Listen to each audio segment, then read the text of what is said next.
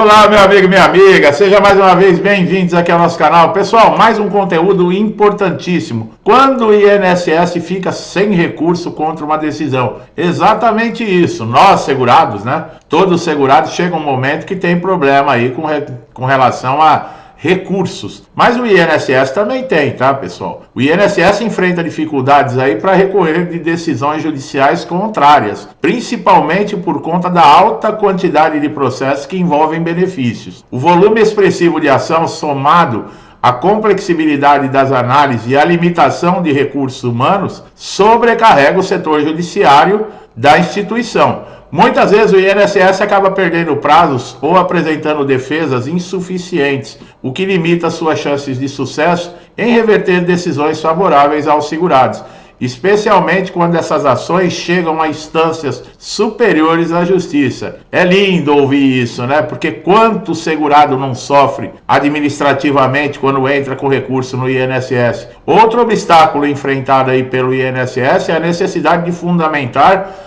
os seus recursos de maneira sólida e baseada nas provas técnicas adequadas. Da mesma maneira que eles exigem quando o segurado vai entrar com recurso, documentação, exames adicionais, tudo isso, no caso deles também, quando vão entrar com recurso, eles devem apresentar também provas sólidas. Quando o segurado apresenta laudos médicos ou documentos robustos que comprovam a sua incapacidade ou direito ao benefício, o INSS tem dificuldade de contrapor essas provas, principalmente em casos de perícias independentes realizadas pela Justiça, que seria a perícia judicial, né? O INSS, quando está nas mãos do INSS dentro do órgão, eles têm o poder. O perito, ele é um funcionário público do INSS, ele é um médico, mas ele prestou concurso e ele é funcionário público pago pelo INSS. A Justiça Federal não, o perito ele não tem esse vínculo. Então ele pode sim se contrapor, fazer uma perícia diferente, inclusive a credibilidade é outra. Nós vimos em vídeos anteriores que eu falei, o INSS diz que o perito não tem muito tempo para ficar avaliando o segurado. Como assim? A perícia tem que ser avaliada. Está dependendo ali de um segurado continuar recebendo, muitas vezes, a única fonte de renda que ele tem para sua subsistência e da sua família. Que responsabilidade é essa? Seria mais ou menos também nós que pagamos impostos, ficarmos pensando se devemos ou não continuar pagando o INSS. E com isso nós vamos analisando e deixa a coisa feder. Né? Essa que seria a verdade. Além disso, o INSS lida com restrições orçamentárias, que também não é problema de segurado, que todos nós pagamos, que impactam diretamente a sua capacidade de recorrer em massa. O processo de recorrer em instâncias superiores, como o Tribunal Regional Federal, o Superior Tribunal de Justiça, envolve custos processuais e logísticos significativos. Quando o INSS apela para essas instâncias superiores, eles têm também gastos processuais. Diante dessas limitações financeiras, o INSS precisa selecionar cuidadosamente os casos em que ele vai recorrer, priorizando aqueles que envolvem, por exemplo, valores mais altos ou questões de impacto para a Previdência. Isso pode resultar na desistência também de recursos em casos menos custosos, mesmo que haja interesse em contestar a decisão favorável ao segurado. Por exemplo, processos que não envolvem muitos atrasados, por exemplo, menos de 60 salários mínimos, geralmente o INSS ele vai analisar o caso, mas não é em todos os processos que ele entra com recurso. Agora, quando é um volume muito grande, que nós vimos, por exemplo, a revisão de toda a vida, que vem sendo debatida há muito tempo e o Supremo Tribunal Federal colocou uma pedra em cima disso. Por quê? Eles alegaram que o custo, se fosse reconhecido o direito da revisão de toda a vida, o custo poderia quebrar a Previdência Social. Quer dizer, quando o custo é para o segurado, quebra a Previdência Social. Quando o custo é com ele, se o segurado que tem que pagar, aí não quebra o segurado. Muito legal. Aqui no Brasil é incrível esse tipo de coisa, viu? O INSS pode, em determinados momentos, esgotar todas as suas possibilidades de recorrer contra um processo judicial. Isso ocorre após uma sequência de recursos quando não há mais vias processuais disponíveis ou decisão judicial que transitou em julgado, ou seja, tornou-se definitiva e não pode mais ser contestada. Vamos explicar detalhes aqui de situações que o INSS fica sem recursos contra uma decisão. E o que isso implica? Por exemplo, o esgotamento de recursos. O INSS, como qualquer parte em um processo, tem direito de recorrer de decisões consideradas desfavoráveis, inclusive o segurado. Inicialmente, ele pode interpor recursos nas instâncias superiores, como nós falamos, mas após esgotar essas possibilidades, sem os tribunais modifiquem, por exemplo, a decisão inicial, o caso está transitado e julgado. A partir desse momento, não há mais possibilidade de recorrer e ele fica obrigado a cumprir a decisão judicial. O trânsito em julgado acontece quando uma decisão não admite mais recurso. Isso ocorre, por exemplo, quando todos os prazos para interpor novos recursos se esgotam ou quando não existe mais instâncias superiores a recorrer. No caso do INSS, uma vez que a decisão transita em julgado, a instituição deve acatar a ordem judicial, que pode incluir aí a concessão do benefício, pagamento de valores retroativos ou até a decisão de algum benefício cessado. A não observância dessa decisão pode levar o órgão a sofrer sanções, bloqueios de contas ou multas, e os seus gestores podem ser responsabilizados pessoalmente. Quando a coisa é julgada, fica sem recurso, deve-se observar o princípio da coisa julgada, que assegura estabilidade e segurança jurídica ao processo. Significa que a decisão se torna inalterável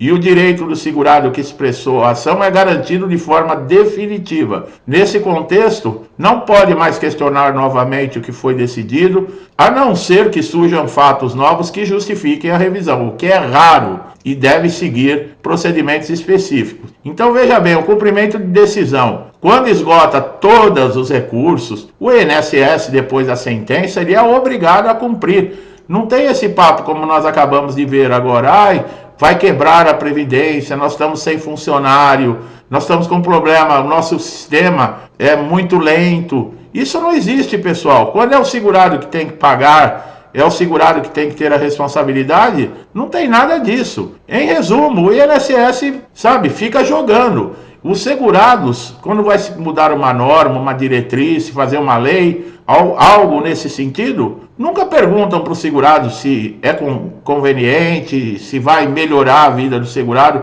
Ao contrário, nós só vemos decisões aí que, infelizmente, acabam prejudicando e dificultando mais ainda a vida dos segurados. Por exemplo, quando você entra com recurso administrativo, o INSS negou, modificou aí uma solicitação do segurado.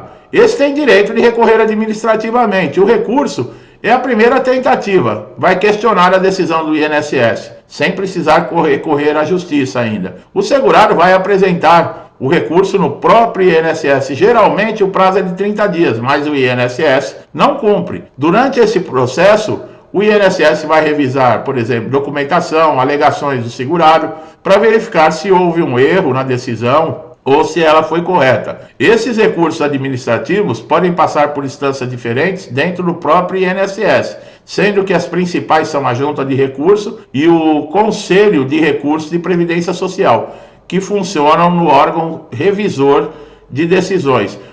O esgotamento de todas as instâncias administrativas, o segurado tem o direito a recorrer a níveis dentro do próprio INSS. O recurso é analisado por uma junta regional, enquanto a instância vai para o Conselho de Recursos, que é colegiado composto de representantes da sociedade e de trabalhadores. Se a decisão for favorável em todas as instâncias, o segurado esgotou a possibilidade de recorrer administrativamente. E aí sobra o quê? Sobra a justiça. O que acontece? Quando o segurado não tem mais instância e ainda não obteve uma decisão favorável, ele busca a justiça e, nesse caso, ele vai ingressar com uma ação na Justiça Federal contestando a decisão do INSS.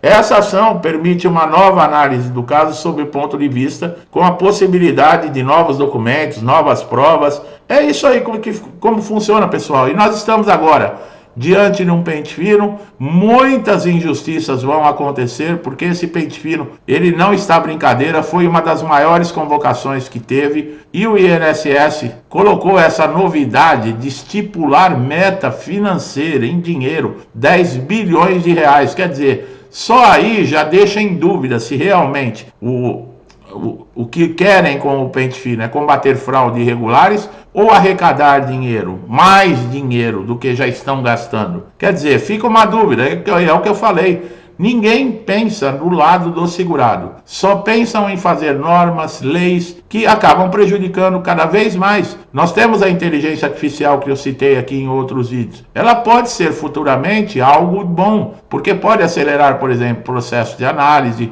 pode conceder os benefícios com maior rapidez. Há um acordo, um entrosamento que a Justiça também está acompanhando essa implantação desse sistema no INSS, vai facilitar, né, a conversa entre o INSS e a Justiça. Isso pode inclusive favorecer nos processos judiciais, por exemplo, em formalizar um acordo bom para o segurado, uma implantação mais rápida do benefício, uma sentença em tempo menor. Tudo isso pode ajudar, mas isso é futuro. Hoje não está assim. O segurado hoje ele precisa de uma posição e de uma decisão definitiva por parte do INSS, mas uma decisão definitiva que favoreça o segurado.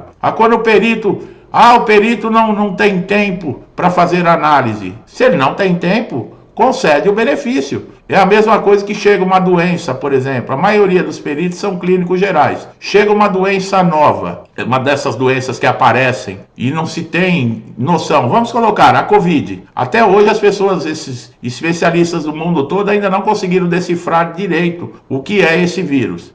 O perito ele não conhece direito o que acontece. O que ele faz? Ele nega o benefício porque ele não tem conhecimento. Ao contrário, se ele não conhece e a doença é grave, é nova, aí é que deveria conceder o benefício. Quer dizer, nós estamos vivendo num mundo hoje que parece que virou de ponta cabeça. Não só em INSS, no dia a dia, a própria justiça, em outras instâncias, criminais, tudo. Parece que hoje ser desonesto é o certo e ser honesto é errado. É assim. Infelizmente, nós estamos vivendo num mundo hoje que está difícil. Mas, pessoal, vamos nos concentrar aqui em questão de INSS. Isso eu estou falando para mim porque é perigoso a gente até falar certas coisas hoje, porque até o zíper na boca da gente estão querendo colocar. Nós não temos mais quase direito, está caminhando para isso, de nos expressar. Mas é isso aí, meu amigo e minha amiga, que estão chegando a primeira vez aqui. Esse vídeo, ele foi mais um alerta, mostrar para vocês quando o INSS esgota também os seus recursos, que eu acho isso muito bom, né? Para sentir na pele da mesma maneira que o segurado sente. Gostou do vídeo? Dá um like, assista todos os nossos conteúdos aqui no canal, não perca, são informações sempre importantes e relevantes. Não é inscrito? Se inscreva no canal, ative o sininho de notificação para receber sempre nossos conteúdos em primeira mão. Você não perde nada com isso, tá? Você vai, ao contrário, ganhar muito, porque toda a informação aqui pode ser relevante e pode ser aquela informação que você está esperando para resolver um problema sério no INSS. Meu amigo e minha amiga, muitos comigo desde o início do canal, meu muito obrigado. Que Deus abençoe a casa, a vida, a família de vocês com muita paz, saúde, prosperidade, alegria, tudo que eu desejo para mim e para minha família. Eu lhes desejo em dobro. Eu deixo um forte abraço e até os próximos vídeos.